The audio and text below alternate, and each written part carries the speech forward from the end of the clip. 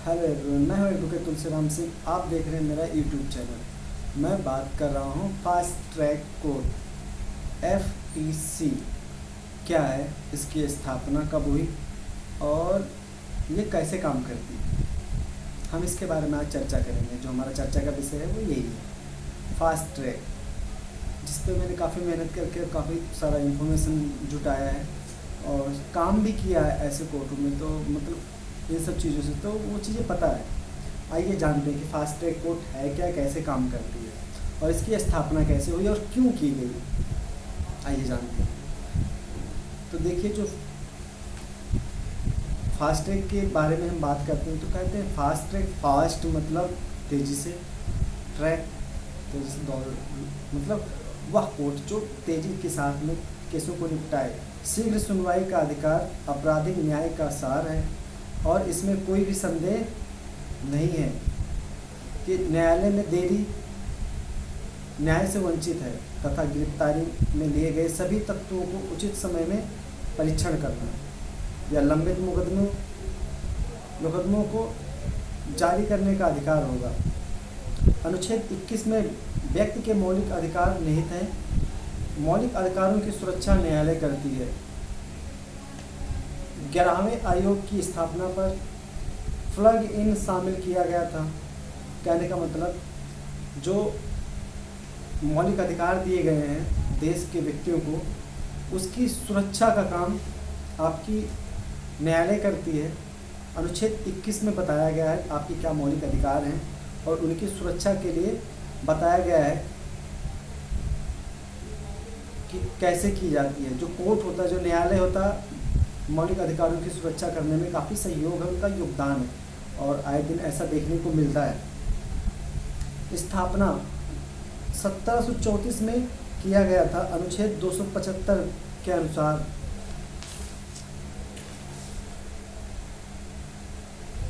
केवल high court के परामर्श पर स्थापना की जा सकती है। जो फास्ट ट्रैक कोर्ट की स्थापना की बात करते हैं तो जो हाई कोर्ट होता है उसको पावर होता है कि वो किसी नई जगह पर फास्ट ट्रैक कोर्ट की स्थापना कर सके।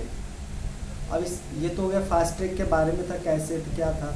इसकी जो ज़रूरत यही होती है कि जो फास्ट ट्रैक कोर्ट होता है केसों को जल्दी निपटाती है। जो मेन चीज़, इनका जो उद्देश्य था फास्ट ट्रैक कोर्ट को स्थापित करने का, जो मेन उद्देश्य था, का बहुत सा ऐसे हैं जैसे हाई कोर्ट हो गया, डिस्ट्रिक्ट कोर्ट हो गया, सेशन कोर्ट हो गया। तो यहाँ पे इतने सारे पुराने मुकदमे पड़े हुए हैं, काफ़ी सारे केसेस पड़े हुए, पेंडिंग पड़े हुए हैं। तो फास्ट ट्रैक कोर्ट इसलिए स्थापना की गई थी कि अगर ये फास्ट ट्रैक कोर्ट चलेंगे तो क्या होगा, केसेस जल्दी जल्दी ख़त्म होंगे। तो जो ये भारी भरकम जो केसेस का जो भार है वो कम हो जाएगा और लोगों को शीघ्र न्याय मिलेगा, इसलिए इसकी स्थापना की गई। लाभ, आइए जानते हैं इससे फ़ायदा क्या है। जो फास्ट ट्रैक कोर्ट की स्थापना हुई है उससे लाभ क्या है। लाभ यह है, न्यायिक व्यवस्था में तेज़ी लाना। पहला जो है, 6 साल, 7 साल, 8 साल, 9 साल, 10 साल केसेस चलते रहते हैं और क्या होता है वो कभी ख़त्म होने का नाम नहीं लेते हैं। लोग तो 20-20 साल, यहाँ तक तो एक आध पीढ़ी भी उसमें निकल जाती है, ख़त्म हो जाती है, केस ख़त्म नहीं होते हैं, केस चलता रहता। बाप एक्सपायर हो जाता, बेटा केस लड़ता, तो मुकदमे लड़ता। तो कहने का मतलब है, इनका जो मेन उद्देश्य था फास्ट ट्रैक कोर्ट का स्थापना करने का, जो मेन उद्देश्य था वो यही था कि अगर इनके उद्देश्य क्या कहते हैं स्थापना हो जाएगा तो जो भारी भरकम या बहुत सारे जो केसेस हैं वो ख़त्म हो जाएंगे। आइए आगे बढ़ते हैं। उपकरणों के लिए न्याय प्रदान करना। जी हाँ, इसका जो जो दूसरा बिंदु है, जो पॉइंट है, वो है उपकरणों के लिए न्याय प्रदान करना, पीड़ितों को न्याय दिलाना। जो फास्ट ट्रैक कोर्ट का जो उद्देश्य था वो यही था।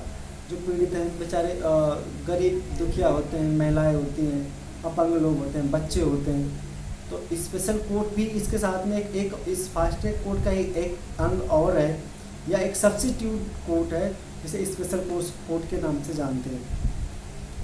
तो इन सब में ये सारे केसेस की सुनवाई तेज़ी से करते हैं और केस को जल्दी ख़त्म करते हैं। इनकी जांच काफ़ी कम समय दिया जाता है।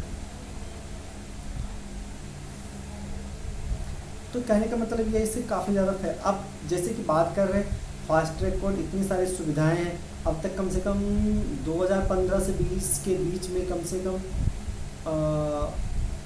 956 फास्ट ट्रैक कार्यरत हैं। बाकी और आगे हम पढ़ते हैं जो काफ़ी कार्य कर रहे हैं। क्यों फेल है? लॉजिस्टिक मुद्दे। जी हाँ, हमारा जो फास्ट ट्रैक कोर्ट है अगर फेल है, आज ये सब होने के बावजूद भी हमारे यहाँ देश में कोर्टों में केसों की भरमार है, मुकदमों की भरमार है। तो उसका जो पहला रीज़न है लॉजिस्टिक की मुद्दे, जो लॉजिस्टिक की कमी, ये काफ़ी है। प्राथमिकता की समस्या, आज भी लोग फास्ट ट्रैक कोर्ट के बारे में प्राथमिकता नहीं दे रहे हैं। लोग जनरली तो लोगों को पता ही नहीं है कि फास्ट ट्रैक कोर्ट होता क्या है, कैसे डालते हैं, ये सारी चीज़ें। तो इससे इन्फॉर्मेशन फैलाई जाए, इससे अवेयरनेस फैलाई जाए, तो हो सकता है फास्ट ट्रैक कोर्ट का जो मेन उद्देश्य है वो पूरा हो जाए। जो जिस उद्देश्य के लिए बनाया गया था वो उद्देश्य धीरे धीरे पूरा होने लगेगा। न्याय की जल्दबाजी, न्याय की जल्दबाजी होती है, कम से कम समय में ख़त्म कर दे, तो इसलिए जो फेल है वो ये रीज़न है। ठीक है, लोगों को अनजान होना, लोगों को अवेयरनेस फैलाना चाहिए। लोगों को पता ही नहीं फास्ट ट्रैक कोर्ट में, जैसे कि अभी मैं पहले बोल चुका हूँ, तो इस वजह से काफ़ी इसमें दिक्कत है। बट जब से निर्भया केस सामने आया, जो पूरे देश को हिला के रख दिया, झकझोर के रख दिया, तब से लोगों का फास्ट ट्रैक कोर्ट की तरफ ध्यान कुछ ज़्यादा जाने लगा। जी हाँ, बिल्कुल। और इससे काफ़ी ज़्यादा फ़ायदा हो रहा है। अगर फास्ट ट्रैक कोर्ट में केसेस जाएंगे तो लोगों को न्याय जल्दी मिलेगा। लोग क्या होता है, एक एक पीढ़ी ख़त्म हो जाती है कोर्ट के केसेस को लड़ते हुए, वो नौबत नहीं आएगी। आइए हम आगे बढ़ते हैं। इंडिया में संख्या, तो आयोग ने 2015 से 20 के दौरान 1800 फास्ट ट्रैक कोर्ट की स्थापना की सिफारिश की थी, लेकिन देश में 956 का फास्ट ट्रैक कोर्ट कार्यरत हैं। बाकी अभी पूरा नहीं हो पाया क्योंकि काफ़ी एक्सपेंसिव होते हैं। क्यों है अलग? अब जो एक बात आती है, आखिर क्यों अलग है फास्ट ट्रैक कोर्ट और कोर्टों से? क्योंकि जो इसके जो नियम होते हैं, 45 से 60 दिनों के अंदर फैसला देना। जो फास्ट ट्रैक कोर्ट का जो पहला मकसद होता है कि कम से कम समय में फैसला दिया जाए।